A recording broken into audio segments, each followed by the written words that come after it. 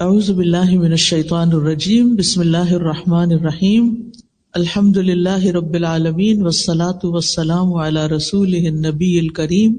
آپ میں سے کتنے لوگوں کو یہ دعا آتی ہے؟ زبانی آتی ہے؟ 2 3 4 5 7 لوگوں کو آتی ہے۔ میں چاہوں گی کہ باقی لوگ بھی اس کو یاد کر لیں۔ ابھی میں آپ کو دعا کہلواؤں گی، آپ میرے پیچھے پڑھیں گے، پھر میں اس کو تھوڑا سا ایکسپلین کروں گی۔ اچھا، یہ جب ہم پڑھیں گے نا دعا، تو آپ نے اس کو صرف پڑھنا نہیں، آپ نے یہ مانگنا ہے۔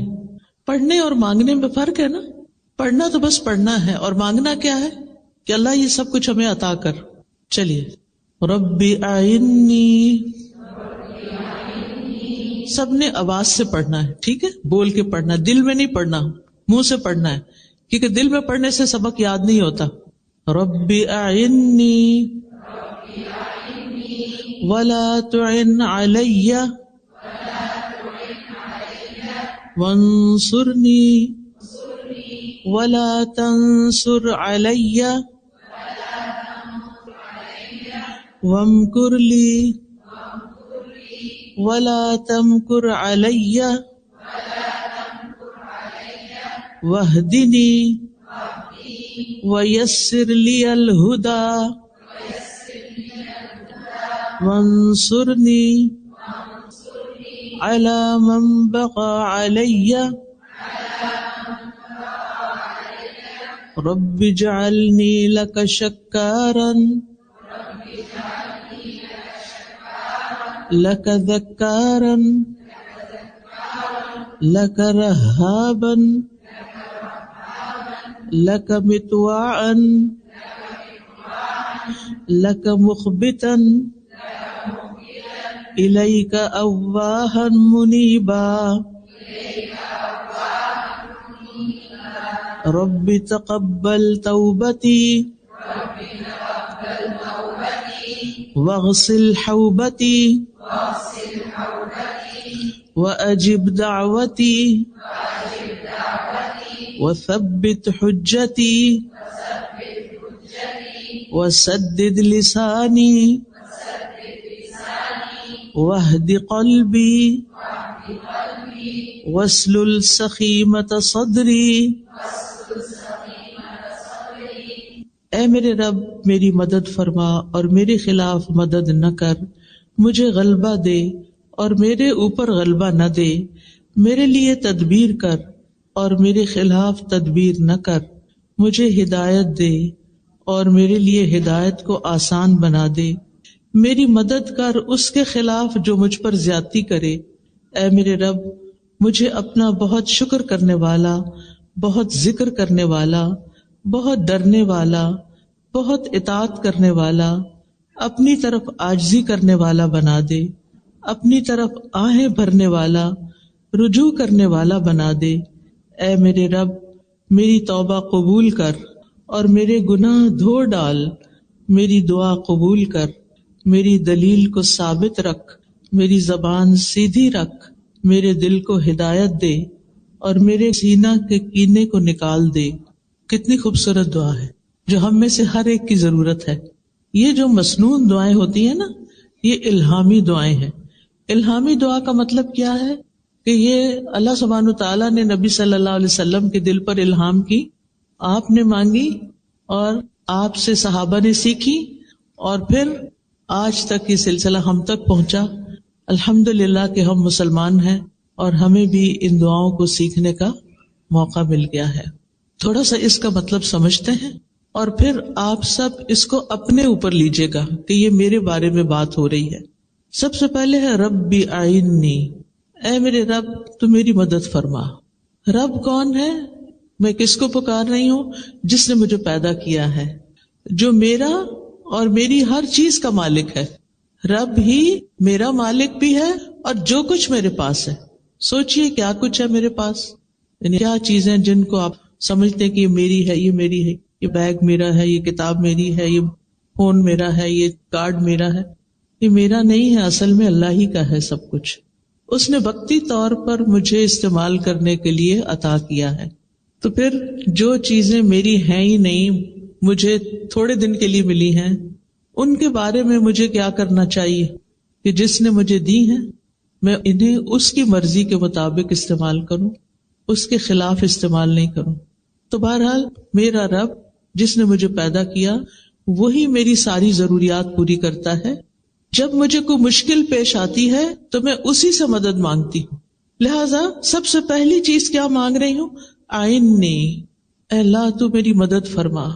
اور یہ ہم ہر نماز میں بھی مانگتے ہیں، ایاک نعبد و ایاک نستعین. صرف تیری ہم عبادت کرتے ہیں اور صرف تجھ سے ہی ہم مدد چاہتے ہیں. کتنی بڑی بات ہے، صرف تجھ سے ہم مدد چاہتے ہیں. اور اسی کے اوپر یہ کتاب رکھی گئی. اس کتاب کا نام بھی ہم نے وَإِيَّاكَ نَسْتَعِينُ رکھا ہے کہ یا اللہ ہم صرف تجھ سے مانگتے ہیں.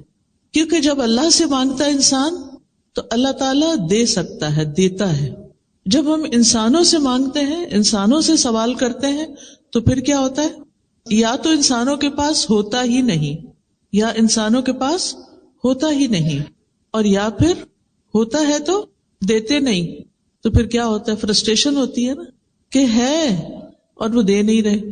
جب کسی کے پاس کچھ ہوتا ہے اور وہ آپ کو دیتا نہیں تو آپ کو کیسا لگتا ہے؟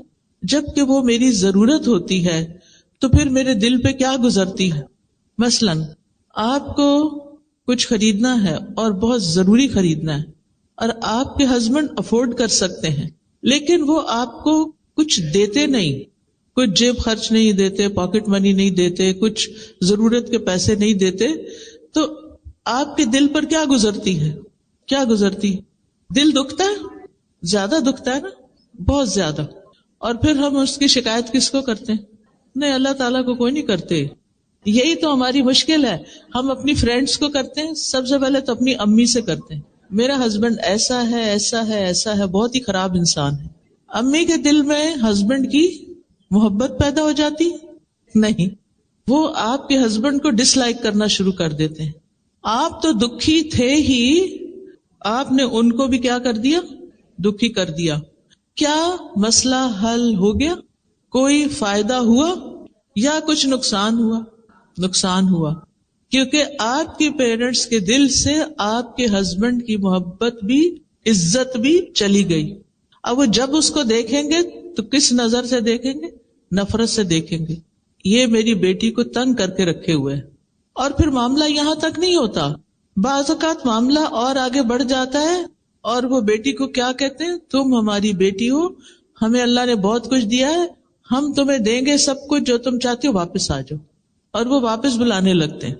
آپ کو معلوم ہے کہ اس وقت کچھ ملکوں میں طلاق کی ریشو 80 سے 90% تک جا پہنچی ہے.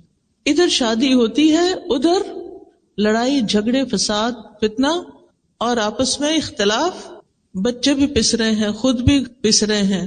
بات کیا تھی؟ شروع میں غلطی ہو گئی، ہسبینڈ نے بات نہیں مانی، ہسبینڈ کی شکایت پیرنٹس سے کی، دوستوں سے کی، ادھر کی ادھر کی، اور کبھی کبھی پولیس بھی بلا لی کیونکہ یہاں وہ بہت آسان ہے. کیا پولیس نے آ کے مسئلہ حل کر دیا؟ آپ کو شیلٹر مل گیا. وہ گھر سے زیادہ اچھی جگہ تھی. کیا خیال ہے؟ وہ گھر سے زیادہ اچھی جگہ ہے شیلٹر. آپ کے بچے ایک اچھے اسکول میں پڑھ رہے تھے، لیکن آپ کی ہسبینڈ سے لڑائی ہو گئی اور آپ نے گھر چھوڑ دیا. اب آپ کے بچوں کو کون پڑھائے گا؟ وہ ایک پرائیویٹ اسکول میں جاتے تھے، ان کا فیوچر بہت روشن تھا، لیکن آپ کے لیے ہسبینڈ کی بے رخی یا اس کی جو سٹنجینس تھا یا اس کا نہ دینا تھا وہ آپ سے برداشت نہیں ہوا. لہذا مسائل حل نہیں ہوئے، مسائل کی شکل بدل گئی. مسائل حل کرنے چاہیے. اگر کوئی شخص، مثلا میں ہسبینڈ پہ بات کروں گی، اگر ہسبینڈ تنگ کرتا ہے، نہیں دیتا، اس کی شکایت کس سے کرنی چاہیے؟ اللہ تعالیٰ سے. کیوں؟ کیونکہ اس کا دل، اس کا مال، اس کا سب کچھ اس کے ہاتھ میں، اس کا مالک اللہ ہے. کیا دل بدلتے ہیں کہ نہیں بدلتے؟ بدلتے ہیں. برے لوگ اچھے بھی بن جاتے ہیں اور کبھی اچھے لوگ برے بن جاتے ہیں. اور آپ نے کچھ لوگوں کو یہ کہتے ہوئے بھی سنا ہوگا کہ میرے ہسبینڈ سب کے ساتھ بہت اچھے ہیں، اپنے بہن بھائیوں کو بھی بہت دیتے ہیں، بچوں کو بھی دیتے، ان کے بھی عیش کرواتے ہیں، مجھے کچھ نہیں دیتے. آپ کے لیے ایک امتحان ہے، آپ کے لیے ایک آزمائش ہے، واقعی آزمائش ہے، بہت تکلیف دہ ہے. جس شخص کو اللہ نے آپ کا قوام بنایا تھا، جس کے ذمے لگایا تھا کہ وہ آپ کی ضرورت پوری کرے، لیکن وہ نہیں کر رہا، اور آپ کے لیے یہ چیز بہت مشکل ہوگی برداشت کرنا، لہٰذا آپ اس کے ساتھ نہیں رہنا چاہتے. ٹھیک ہے، وہ آپ کی چوائس ہے، لیکن آپ نے وہ نسخہ نہیں استعمال کیا، ابھی وہ رستہ نہیں دیکھا، وہ کام نہیں کیا جو آپ کو کرنا تھا آخری حد تک جانے سے پہلے، اور وہ تھا اللہ سبحانہ وتعالی سے رجوع کرنا، اللہ سبحانہ وتعالی کی مدد لینا، اللہ سبحانہ وتعالی سے تعلق قائم کرنا. ہو سکتا ہے اللہ سبحانہ وتعالی نے آپ کو ایک شخص کی مہربانیوں سے اس لیے محروم کیا ہو تاکہ آپ زیادہ سے زیادہ اللہ تعالی سے جڑ جائیں، اپنی ساری توقعات، اپنا سب کچھ اللہ کی طرف لے جائیں، کیونکہ اللہ تعالیٰ آپ سے محبت کرتا ہے. آپ کہیں گے یہ عجیب بات ہے، اللہ تعالیٰ محبت کرتا ہے تو پھر مجھے زیادہ دینا، پھر تھوڑا کیوں دیتا ہے، یا مجھے دلواتا کیوں نہیں لوگوں سے. آپ کو پتہ ہے کہ سب سے بڑی آزمائش کس پہ آتی ہے؟ انبیاء پہ آتی ہے، کیونکہ اللہ تعالیٰ ان سے بہت محبت کرتا ہے. اور یہ اللہ تعالیٰ کا طریقہ ہے کہ جس سے اللہ تعالیٰ محبت کرتا ہے اس کو کسی امتحان میں ڈالتا ہے. ابھی ایک بہن بتا رہی تھی نا، تو میں نے دل اپنا تھام لیا ان کی سٹوری سن کے کہ کس طرح بچی پیدا ہوئی تو وہ پری میچور تھی، بچی پیدا ہوئی تو وہ بول نہیں سکتی، اور ہسبینڈ نے بہت سپورٹ کیا، اور پھر کچھ عرصے کے بعد ہسبینڈ وہ بھی اللہ کے پاس چلا گیا. سبحان اللہ، یہ کوئی چھوٹی آزمائش ہے، بہت بڑی آزمائش ہے. تو ہم جب کوئی چیز چلی جاتی ہے تو کیا کرتے ہیں؟ انا للہ و انا الیہ راجعون. بے شک ہم بھی اللہ کے اور اللہ ہی کے پاس واپس جانا ہے. ہمارے پیارے بھی چلے گئے، ہم نے بھی جانا ہے، اور انسان اس کو ایکسپٹ کر لیتا ہے. کچھ لوگ دنیا سے نہیں جاتے مگر پھر بھی وہ آپ کی زندگی میں نہیں ہوتے، وہ ہوتے ہوئے بھی نہیں ہوتے، آپ کو ان کی محبت نہیں ملتی، ان سے کوئی فائدہ نہیں ملتا، وہ الٹا آپ کے اوپر ایک بوجھ ہوتے ہیں، آپ کے لیے ایک ٹینشن کا باعث ہوتے ہیں. کبھی سوچا آپ نے کہ کیوں؟ کیونکہ اللہ تعالیٰ آپ سے محبت کرتا ہے. اللہ تعالیٰ چاہتا ہے کہ آپ لوگوں کے پیچھے بھاگنے سے زیادہ کس کی طرف آ جائیں؟ اللہ کی طرف آ جائیں. اور جس کو اللہ تعالیٰ کی محبت مل جائے، جس کا کنیکشن اللہ تعالیٰ سے مضبوط ہو جائے، پھر اس کی زندگی میں کسی چیز کی کمی نہیں رہتی. وہ انسان ہر چیز سے بے نیاز ہو جاتا ہے، اور جب انسان ہر چیز سے بے نیاز ہوتا ہے تبھی اس کا دل پرسکون ہوتا ہے. سکون اور خوشی ہم لوگوں میں ڈھونڈتے ہیں، مال میں ڈھونڈتے ہیں، اولاد میں ڈھونڈتے ہیں. یہ وقتی سہارے ہیں، یہ سب کچھ وقتی سہارا ہے. چند دن کی بات ہے، ہم نے انہیں چھوڑ کے جانا ہے یا انہوں نے ہمیں چھوڑ دینا ہے، اس میں سے کچھ بھی ہمارے ساتھ نہیں جائے گا. لیکن اگر ابھی سے آپ نے اپنا تعلق، اپنا ریلیشن شپ اللہ سبحانہ وتعالیٰ سے اسٹرانگ کر لیا تو وہ آپ کو نہیں چھوڑے گا، آزمائے گا ضرور. یہ یاد رکھیں، ہم سب چاہتے ہیں کہ اللہ تعالیٰ ہم سے محبت کرے، اور ہم سب چاہتے ہیں کہ ہم بھی اللہ تعالیٰ سے محبت کریں، اور یہ محبت بہت زیادہ ہو. لیکن اس محبت کی قیمت ہے، اور وہ ہے آزمائش، کہ جب محبت ہوگی تو پھر آزمائش آئے گی. اور جو شخص اس کو ایکسپٹ کر لے گا کہ یہ میرے فائدے میں ہے، اللہ تعالیٰ اس کے دل کو ہدایت دے دے گا، اس کی رہنمائی کر دے گا. اور جو ایکسپٹ نہیں کرے گا، اللہ سے ناراض ہوگا، اللہ تعالیٰ اس سے ناراض ہو جائے گا. جو مشکل وقت میں اللہ سے مدد مانگے گا، اللہ اس کی مدد کرے گا. جو اللہ سے راضی ہوگا، اللہ تعالیٰ اس سے راضی ہوگا. جو اللہ سے ناراض ہوگا، اللہ تعالیٰ اس سے ناراض ہوگا. اب یہ آپ کی چوائس ہے، آپ کیا چاہتے ہیں؟ کہ وہ راضی ہو یا ناراض ہو؟ کیا چاہتے ہیں؟ راضی ہو. تو پھر ہمیں بھی کیا کرنا ہے؟ تقدیر کے فیصلوں پر راضی ہونا ہے. زندگی میں آنے والی مشکلات کو ایکسپٹ کرنا ہے، تکلیف دہ راستوں کو قبول کر لینا ہے، اور ہر تکلیف کے موقع پر یہ سوچنا ہے کہ اللہ تعالیٰ مجھ سے محبت کرتا ہے، اس لیے اس نے مجھے اس امتحان میں ڈالا ہے. یہ اس کی محبت کی علامت ہے. کیونکہ یہ بات میں اپنے سے نہیں کہہ رہی، یہ حدیث میں آتا ہے کہ اللہ جس سے محبت کرتا ہے اس کو آزما لیتا ہے. کیوں آزماتا ہے؟ اس لیے آزماتا ہے تاکہ پتہ چلے یہ اپنی محبت میں کتنا سچا ہے. یہ محبت صرف باتوں کی حد تک ہے یا اس سے آگے بھی ہے؟ اور جب کوئی اس ٹیسٹ کو پاس کر لیتا ہے تو پھر اس کے گریڈز وہی رہتے ہیں یا اوپر جاتے ہیں؟ اوپر جاتے ہیں نا. آپ ہر ٹیسٹ پاس کر کے اگلے گریڈ پہ جاتے، اگلے پہ اگلے پہ اگلے پہ اگلے پہ، اور جب اوپر جاتے جاتے جاتے اتنا ہی آپ کو اللہ تعالیٰ کا قرب نصیب ہوتا جاتا ہے، ہوتا جاتا ہے. لہذا جب کبھی مشکل آئے، تکلیف آئے، یہ دعا آپ کی نظر کے سامنے لگی ہونی چاہیے. دل بوجھل ہے، آنکھیں آنسو بہا رہی ہیں، اٹھ کے جا کے کھڑے ہو جائیں وال کے پاس، پڑھنا شروع کر دیں، ربی آئینی، اے میرے رب تو میری مدد فرما. میں لونلی فیل کرتی ہوں، میں بے سہارا ہوں، میں تنہا فیل کرتی ہوں اپنے آپ کو، مجھے لگتا ہے میرا کوئی بھی نہیں، کوئی مجھے انڈرسٹینڈ نہیں کرتا، کوئی میری بات نہیں مانتا، میرے لیے سارے دروازے بند ہو گئے ہیں، مجھے کوئی راستہ نہیں ملتا. اللہ تو میری مدد فرما. ربی آئینی، اپنی اطاعت پر میری مدد فرما، مشکل وقت میں صبر پر میری مدد فرما. میرے فائنینشل میٹرز بہت مشکل میں آ گئے ہیں، مالی معاملات بہت تنگ ہو گئے ہیں، رزق تنگ ہو گیا ہے، اللہ میری مدد فرما. اللہ اچانک یہ مصیبت آ گئی ہے، ربی آئینی، میرے رب میری مدد فرما، میں تیری مدد کا محتاج ہوں. اور پھر ولا تعن علیہ، میرے خلاف، میرے مقابل کی، میرے مخالف کی مدد نہ کر. ہر انسان کو کسی نہ کسی مخالفت، دشمنی سے واسطہ پڑتا ہے، ہوتا ہے نا. کبھی وہ آپ کے گھر میں ہی ہوتے ہیں لوگ، اور کبھی وہ لوگ باہر ہوتے ہیں. کسی نہ کسی کے ساتھ آپ کا پرابلم، کوئی نہ کوئی ایشو بن ہی جاتا ہے. پھر آپ اس سے خوف کھانے لگتے ہیں کہ آپ پتہ نہیں کیا کریں گے.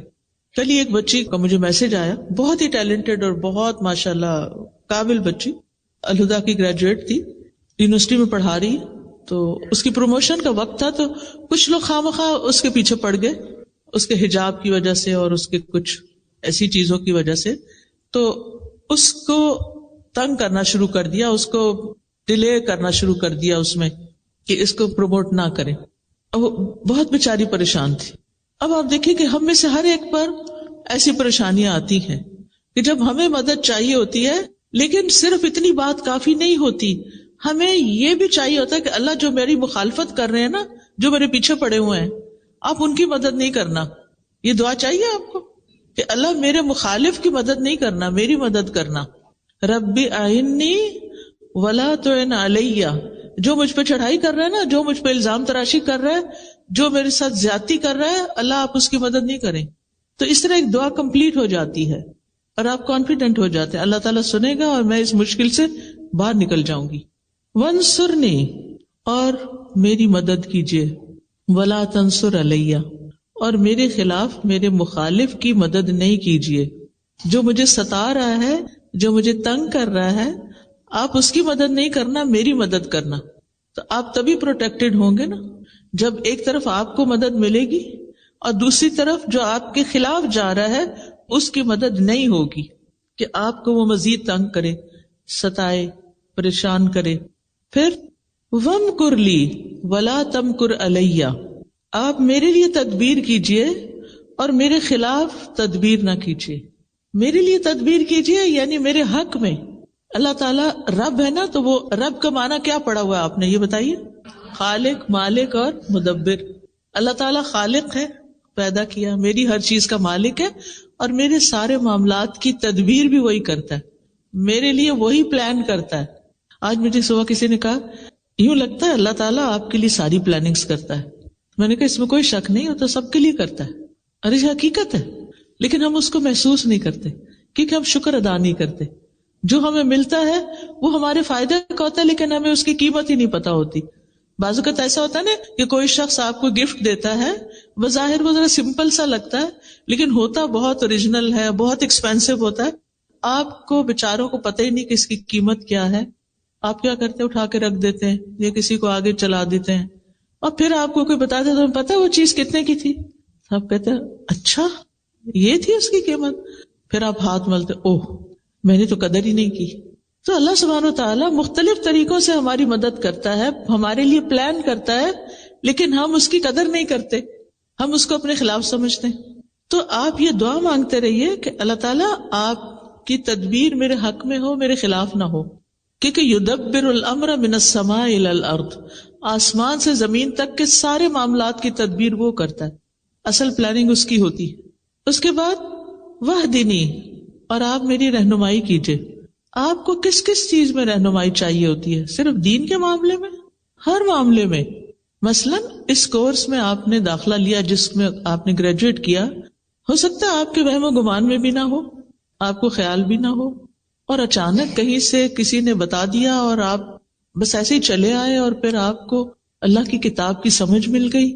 تو یہ کس نے گائیڈ کیا تھا؟ اللہ نے اصل میں کیا تھا، اور کسی کو بھیجا تھا آپ کی رہنمائی کے لیے کہ وہ آپ کو کنونس کر لے کہ یہ کر لو. لیکن ہم اس کو بلیسنگ نہیں سمجھتے کہ کسی نے مجھے بتایا، بلکہ بعض اوقات ہم اوفینڈ ہو جاتے ہیں.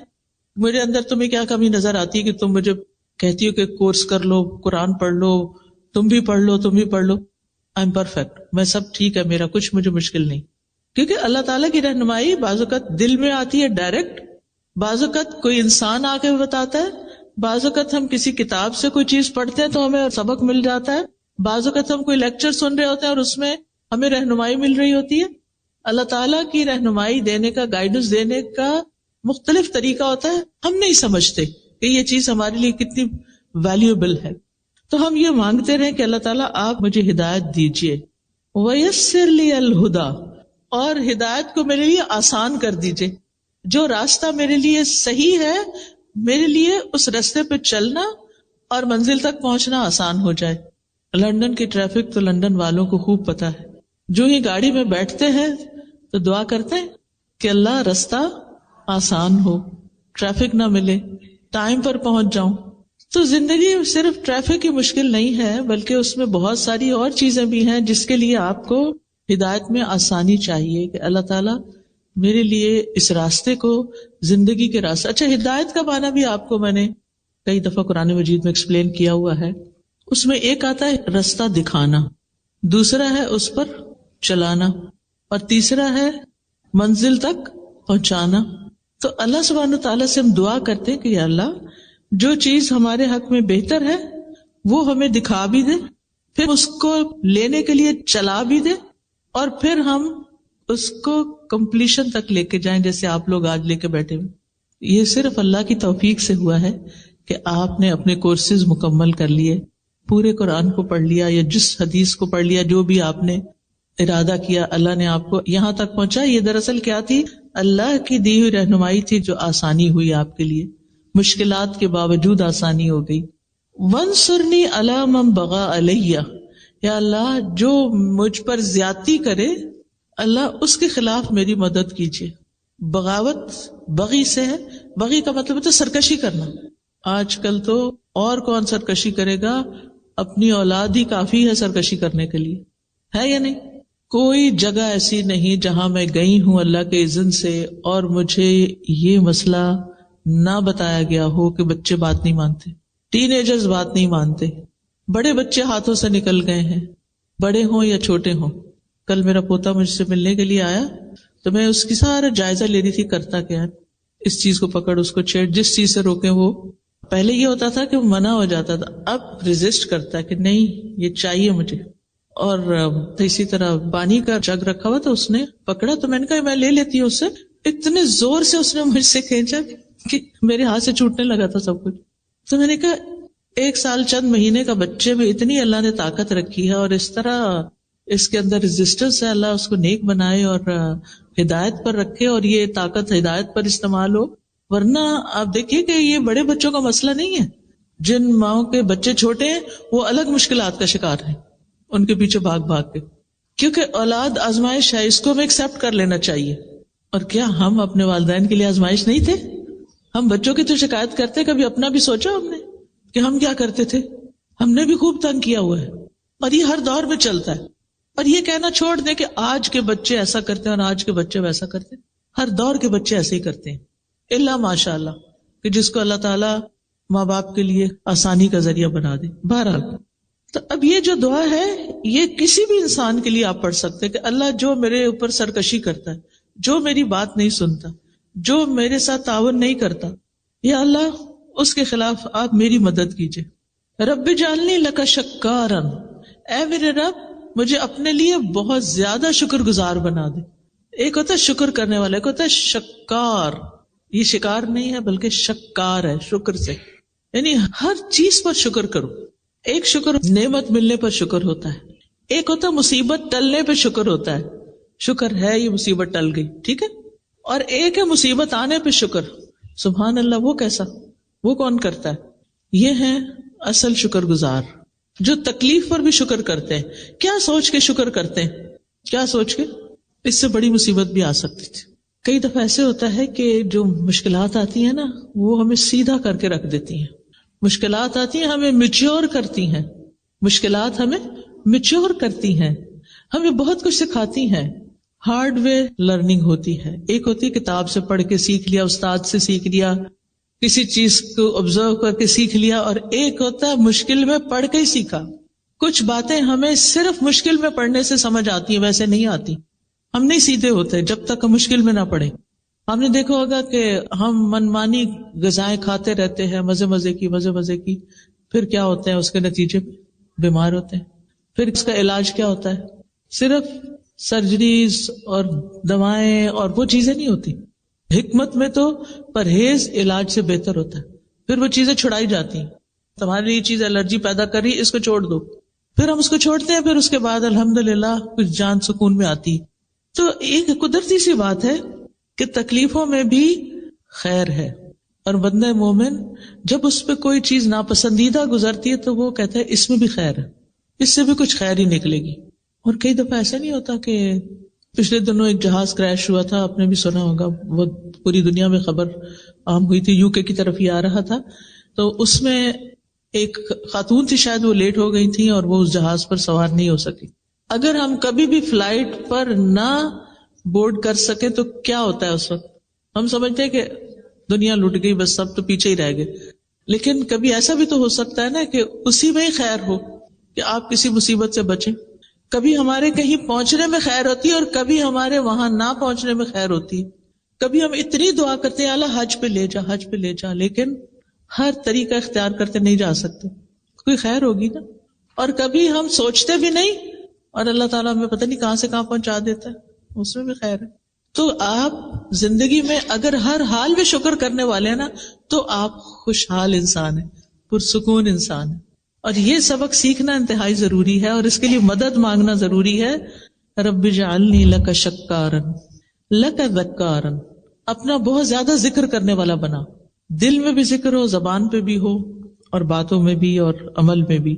لک رہابا، اپنے سے بہت زیادہ ڈرنے والا بنا، کیونکہ انسان اللہ تعالی کی اطاعت کر نہیں سکتا جب تک اللہ سے ڈرتا نہیں۔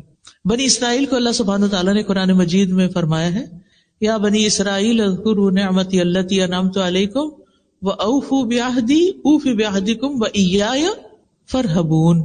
اسی سے لفظ راہب ہے، راہب ہوتے نا، تو اللہ ہمارے اندر رہبت پیدا کر دے، اپنا خوف پیدا کر دے۔ لک مطواعن، اپنا بہت اطاعت گزار بنا دے۔ لک مخبتن، اپنے لیے بہت عاجزی کرنے والا بنا دے۔ اخبات ہوتا ہے عاجزی اختیار کرنا، اللہ میں آپ کے آگے جھکی رہوں، آپ کے سامنے سرکشی نہ کروں۔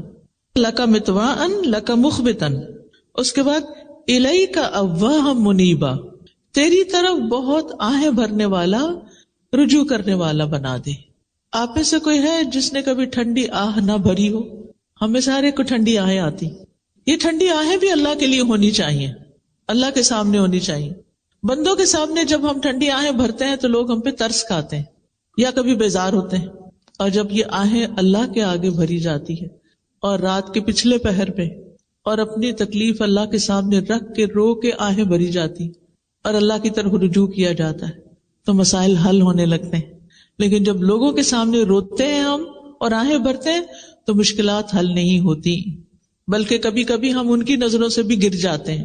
آگے ہے ربی تقبل توبتی، اے میرے رب میری توبہ قبول کر لے، کیونکہ دعاؤں کی قبولیت کے لیے گناہوں کی بخشش ضروری ہوتی ہے۔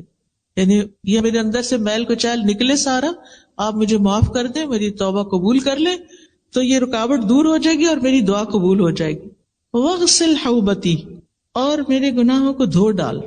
وَأَجِبْ دعوتی، اور میری دعا قبول کر لے۔ وَثَبِّتْ حجتی، اور میری دلیل کو جما دے، یعنی میری دلیل ثابت ہو جائے، کئی دفعہ ایسے ہوتا ہے نا کہ آپ بالکل جسٹیفائڈ ہوتے ہیں، حق پر ہوتے ہیں، آپ کی بات 100% درست ہوتی ہے، لیکن وہ دوسرے پر کوئی اثر ہی نہیں کر رہی ہوتی. کبھی ایسا ہوا؟ آپ ایک طریقے سے سمجھانے کی کوشش کرتے ہیں، دوسرے طریقے سے سمجھانے کی کوشش کرتے ہیں، لیکن کوئی سمجھ کے نہیں دیتا. اللہ سے مانگیے، اللہ جو دلیل میں کسی کو دوں، جو میں حجت پیش کروں، لوگ اس کو مان جائیں، میری بات سن لیں، ایکسپٹنس ہو. وسدد لسانی، اور میری زبان کو درست کر دے، یعنی میری زبان جو بات کہے وہ کیسی کہے؟ بالکل درست. وسدد لسانی، کیونکہ آپ دیکھیے جب انسان بات صحیح نہیں کرتا نا، قرآن مجید میں اللہ تعالیٰ کا حکم ہے نا، یا ایھا الذین آمنوا اتقوا اللہ وقولوا قولا سدیدا، اے لوگوں جو ایمان لائے ہو اللہ کا تقوی اختیار کرو اور درست بات کہو. جو اللہ سے ڈرتا ہے وہ صحیح بات کرتا ہے. اچھا، کچھ لوگوں کی عادت ہوتی ہے باتوں کو گھما پھرا کے کرتے ہیں، آپ کو سمجھ نہیں آتی یہ کیا کہنا چاہتے ہیں. آپ کو کبھی پریشانی ہوئی ایسے لوگوں سے معاملہ کر کے؟ یعنی بات کچھ ہوتی ہے اور آپ کو پتہ نہیں کہاں لے جاتے ہیں، پھر وہاں سے گھما کے پھر واپس لاتے ہیں. آپ یا وہاں اٹک جاتے ہیں یا اس کو سمجھ نہیں پاتے، سمجھ ہی نہیں آتی کیا کہہ رہے ہیں. خاص طور پر دین پڑھنے والے، دین سکھانے والے، ان کی زبان کی درستگی بہت ضروری ہے کہ بات کو صحیح انداز میں کرے تاکہ وہ دوسرے کے دل میں جا کے اترے. وہد قلبی، اور میرے دل کو ہدایت دے دے، میرے دل کو سیدھا کر دے، کیونکہ دل پر انحصار ہے ہر چیز کی ہدایت کا. اگر دل کو ہدایت نہیں ملی نا تو بات نہیں بنے گی. اور وصل سخیمۃ صدری، سبحان اللہ، اتنی خوبصورت دعا ہے یہ. اللہ میرے دل کے اندر جو کینہ ہے نا، آپ اس کو باہر نکال دیں، اس کو کھینچ کے باہر نکال دیں. سل کا مطلب عربی میں ہوتا ہے کھینچ کے نکالنا، آپ اس کو باہر کر دیں. اچھا، اب آپ دیکھیے کینہ کیا ہوتا ہے. جب کوئی آپ کو تنگ کرتا ہے، جب کوئی آپ کو اذیت دیتا ہے تو آپ کے دل میں اس کے خلاف نفرت پیدا ہوتی ہے. اور ہو سکتا ہے کہ یہ نفرت بعض اوقات آپ کو اپنے گھر والوں سے ہو، یا اپنے سسرال سے ہو، یا اپنی ورک پلیس پر، اپنی جاب پر کسی سے ہو. اب جب یہ سخیمہ، یہ میل ہے نا، سخیمہ میل ہے، یہ میل، یہ کینہ آپ کے دل کے اندر ہوتا ہے، بتائیے چین آتا ہے؟ صرف اتنا بتا دیجیے. دل میں کڑھن ہو، جلن ہو، انتقام کا جذبہ ہو کہ میں نے اس سے بدلہ لے کے ہی چھوڑنا ہے، اور آپ وہی پلاننگ کرتے رہے ہر وقت، میں اس کو کہاں کاٹوں، کہاں اس کا پیچھا کروں، تو نتیجہ کیا ہوتا ہے؟ پھر آپ پروڈکٹیو نہیں رہتے. آپ کو اللہ نے جو طاقت دی ہے، قابلیت دی ہے، ذہانت دی ہے، پوٹینشیل ہے بہت کچھ کرنے کا، وہ کیا ہوتا ہے؟ سب ضائع. کیونکہ آپ دل کی کڑھن کا شکار ہیں، دل کے اندر، صدر کے اندر کینہ ہے، میل ہے. آپ دیکھیں قیمتی سے قیمتی کپڑے کی اگر میل نہ نکلی ہوئی ہو تو کیسا لگتا ہے؟ کسی بھی چیز کی، کوئی بھی چیز آپ دیکھیں جو میلی ہوتی، چاہے فلور ہو، کارپٹ ہو، برتن ہو، اچھا نہیں لگتا.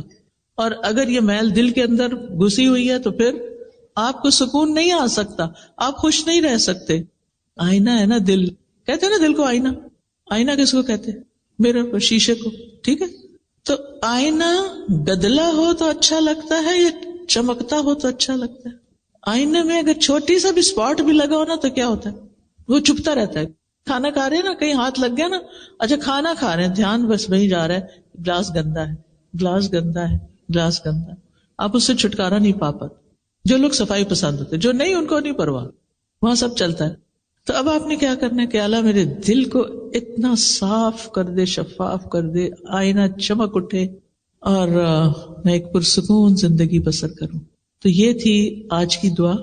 یہ چند مثالیں میں نے آپ کو دی ہیں، لیکن باقی آپ اپنی زندگی کو اس سے ریلیٹ کریں کہ کہاں کون سی چیز آپ کی ضرورت ہے. کوئی بھی مسئلہ پیش آیا ہے، آپ دکھی ہیں، غمگین ہیں، پریشان ہیں، دعا نہیں یاد، اسی لیے کارڈ ساتھ دیا ہے، نہیں یاد، یاد کر لیں. نہیں یاد ہوتی، حافظہ کمزور ہے، کہیں سجا لیں. آپ دیکھیں وہ چھوٹے چھوٹے فریم ملتے ہیں نا، اسی لیے اس کو خوبصورت کارڈ پہ چھاپا گیا تاکہ آپ کیا کریں، ڈیکوریشن پیس بنا کے رکھ لیں، بیڈ سائڈ ٹیبل پہ لگا دیں، جہاں آپ بیٹھتے ہیں اسٹڈی ٹیبل پہ لگا لیں، کہیں بھی، تاکہ آپ اس کو مانگتے رہیں. وَلَمْ أَكُمْ بِدُعَائِكَ رَبِّ شَقِيًّا، اے میرے رب تجھ سے دعا مانگ کر تو میں کبھی بھی نامراد ہوا ہی نہیں. سب کچھ مل جاتا ہے. تو یہ کچھ اور بھی دعاؤں کی کتابیں ہیں، جیسے یہ وَإِيَّاكَ نَسْتَعِينُ ہے، پھر اسی طرح یہ قرآنی اور مسنون دعائیں ہیں، اور تسبیحات کی فضیلت ہے، اور یہ کچھ اپ کمنگ کورسز آ رہے ہیں جس کی تفصیل یہ لوگ آپ کو خود بتائیں گے، ان میں آپ جوائن کر سکتے ہیں. اور اگر آپ نہیں بھی کر سکتے تو آپ کیا کریں، شیئر کریں. یس، اپنے لیے ایک بندہ صدقہ جاریہ کا ڈھونڈ لیں، کسی اور کو یہ کورس جوائن کرا دیں. اگر کوئی اپنے فائنینشیل سرکمسٹانسز ہارڈ شپس کی وجہ سے نہیں کر پاتا تو آپ اس کو اسپانسر کر دیں، وہ آپ کے لیے صدقہ جاریہ بن جائے گا. کسی نہ کسی سے بات کریں. اگر کوئی آپ کی وجہ سے اس رستے پر آ جاتا ہے تو آپ کے لیے سرخ قیمتی اونٹوں سے بھی زیادہ بڑی دولت ہے. یہ بات آپ نے حضرت علی رضی اللہ عنہ کو فرمائی تھی کہ اے علی، تمہارے ذریعے ایک بندہ ہدایت پا جائے تو یہ سرخ قیمتی اونٹوں سے بھی زیادہ بڑی دولت ہے، مرسڈیز سے زیادہ بہتر ہے. تو اللہ سبحانہ تعالیٰ سے دعا ہے کہ اللہ تعالیٰ ہمیں اس پر عمل کرنے کی توفیق دے. میں اس کو ایک دفعہ اور مانگوں گی تاکہ آپ مانگ سکیں. پہلے تو آپ نے سمجھے بغیر پڑھی تھی نا، اب آپ نے صرف آمین کہنا ہے اس پر، ٹھیک ہے؟ آپ نے بولنا نہیں میرے ساتھ، میں بولوں گی اور آپ نے آمین کہنا ہے. رب اعنی ولا تعن علی وانصرنی ولا تنصر علی وامکر لی ولا تمکر علی واہدنی ویسر لی الہدی وانصرنی علی من بغى علی رب اجعلنی لک شکارا لک ذکارا لک رہابا لک مطواعا لک مخبتا الیک اواہا منیبا رب تقبل توبتی واغسل حوبتی واجب دعوتی وثبت حجتی وسدد لسانی واہد قلبی واسلل سخیمۃ صدری. آمین. میں ہمیشہ سوچتی ہوں دنیا کے لیے کام کرنے والے تھکتے نہیں، تو دین کے لیے کام کرنے والے چھوٹے چھوٹے سٹیپس پہ کیوں تھک جاتے ہیں. مجھے یاد ہے کہ میں جب گلاسگو یونیورسٹی میں پی ایچ ڈی کر رہی تھی تو ہماری یونیورسٹی ہل پر تھی. گھر سے واک کر کے جاتے تھے، کبھی گاڑی پہ نہیں گئے، کبھی بس پہ نہیں گئے، تو آدھے گھنٹے 20 منٹ کی شاید واک ہوتی تھی تو اوپر جانا ہوتا تھا. اور میں سوچتی تھی کہ میں ایک مسلمان ہوں، میں پورے حجاب میں ہوں، اگر میں سستی والی چال چل رہی ہوں تو میرا اسلام کیسا نظر آئے گا؟ سست. اسلام کا نام بدنام ہوگا. مجھے ان سے بھی آگے جانا ہے.